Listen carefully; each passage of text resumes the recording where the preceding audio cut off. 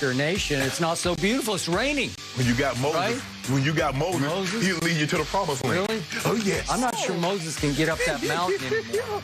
Oh, he gone. Yeah, oh, yeah. He don't receive the word. Yeah.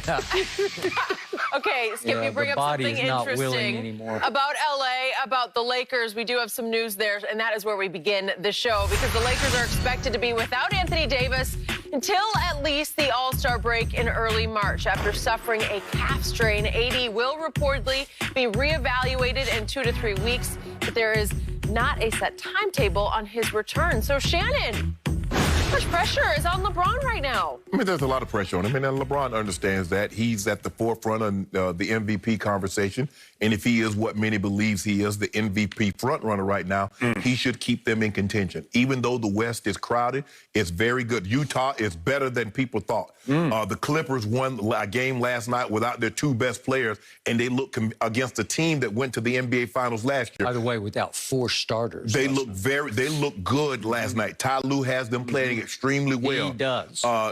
Denver is to be reckoned with. Yep. Portland is to be reckoned with. So LeBron James is going to have to be on top of his game, as I expect him to be on top of his game. But, Skip, you don't have a choice. And I think what we saw from 2 years ago is that AD is looking at Kevin Durant. Kevin Durant had a calf strain, Skip, that couldn't bother him. He missed 5 games. He come back. He missed a couple of games and come back, and then we know how that ended. And I said yesterday, Skip, I thought they should keep him out for a minimum of 2 weeks. That would take him up to the All-Star game. We reevaluate you after that. Because this is an injury, Skip. You better make sure he's 100%. Because if you don't, it's going to keep flaring up. And the one thing you don't want it to do, forget rupture. Obviously, you don't want to have a rupture, but you don't want it to flare up come playoff time, because I don't believe they can get all the way home without AD being 100% come playoff time. So LeBron is going to have to be LeBron. Skip, remember now, they had to go to overtime twice against OKC without AD. He played, what, 43 minutes, 41 minutes? So we see where this is headed. Kuzma says, I just need an opportunity. You're going to get it. AD is not coming back for the foreseeable future, at the bare minimum 3 to 4 weeks. This is your opportunity, to show what you're capable of. You say, I can do it. I know I can do it. I can do it. I can do it. You're not going to have anybody looking over your shoulder. Go play the way you've played the last 5 games. Other guys are going to have to step up their play. Marc Gasol, you're going to have to be better than what you've been through 28 games of this season. You're going to have to be better. I don't know. Not sure he's capable. But he's going to have to. He's going to have to summon something up. And the other guys are going to have to play their part. They're going to have to play extremely well. But I expect LeBron to be LeBron, to stay at the forefront of the MVP discussion, because this is your opportunity, Skip. He could actually win it over the next month if he plays the way I think he can play and keep the Lakers where they are. Okay, before I get to your man, LeBron James, I want to echo your sentiments about Anthony Davis in ominous tones. I want to echo, because this concerned me to the point of got a little creepy, because it started to smack of Kevin Durant. Wait a second. Now you're changing your diagnosis, your prognosis to the dreaded calf strain. That's all we heard. Going back 2 finals ago with Kevin Durant. Oh, he's got a calf strain. Well, does it involve the Achilles? Nobody knows for sure. And then he tries to push it back, and boom, it's gone. We saw what happened, Okay, so it was an Achilles. First it was tendonitis, then it went to tendinosis, which is more of a degeneration of maybe the Achilles tendon. And all of a sudden, then we switch it around to calf strain. Don't love it. Don't love it for you, for LeBron, for the team going forward. I think you better be way safer than sorrier on this one. You better hold off. You better at least go through the All-Star break and then check signals, and then you might want to go a little longer just to make sure he's 100%. He thought he was 100% going into this game two nights ago. And that's the thing, Skip. When you miss a couple of games, it calms down. And you're like, man, this thing feels good. And guess what happens? Just a slight push in the wrong direction, and boom. Okay. Now, back to LeBron James. The MVP frontrunner, according to just about all of the known world except for me. I told you a year ago, I thought he flat out won the MVP as we hit the pandemic. I thought it was over and done. He should have received it over Giannis last year. This year, I cannot see it. But now, I will give you this. The heavens just opened for your man, LeBron James, and he got a golden opportunity without Anthony Davis. They have a tough stretch of games coming up in which he can rise and shine and really help his GOAT case a lot if he could pull away, solidify and cement his case for MVP by carrying this team without Anthony Davis. Yes. This is his moment to say, watch this. And in a shortened season, he could gain so much momentum through this period going into the All-Star break that he could flat out run away with it and hide with it. Yes. And if he could win an MVP, 18th season at, what is he, 36? If you could do that, you'd obviously be the oldest ever. Yes.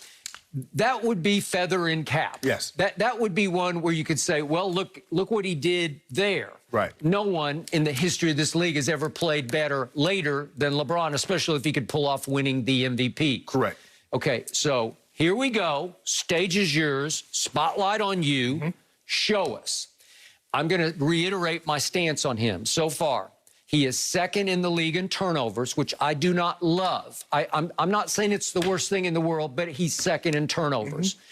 I do not love the fact that after all this hoopla, hypela, all this hysteria about LeBron James has turned into a three-point marksman. No, he has not.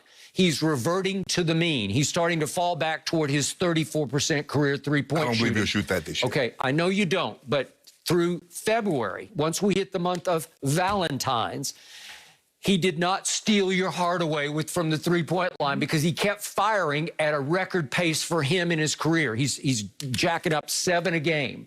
It's a lot.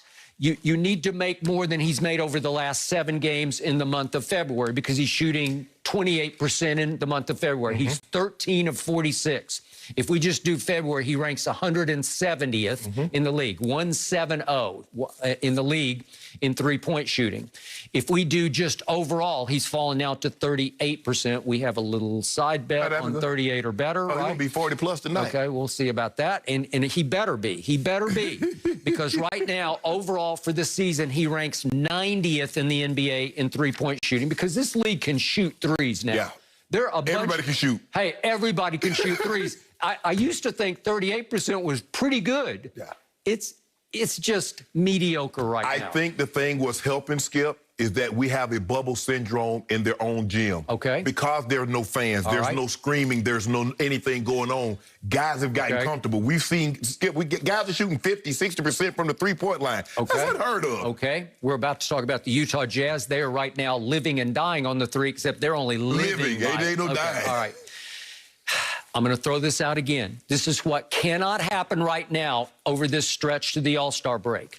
There was a stretch of games from January 7th, which was a home loss to the Spurs, all the way through January 18th, which was another home loss for the Lakers to Golden State, in which LeBron in fourth quarters and overtime went 5 of 24. That just won't work. You can't do that anymore. He was 2 of 12 from 3 in fourth quarters and overtimes over that stretch.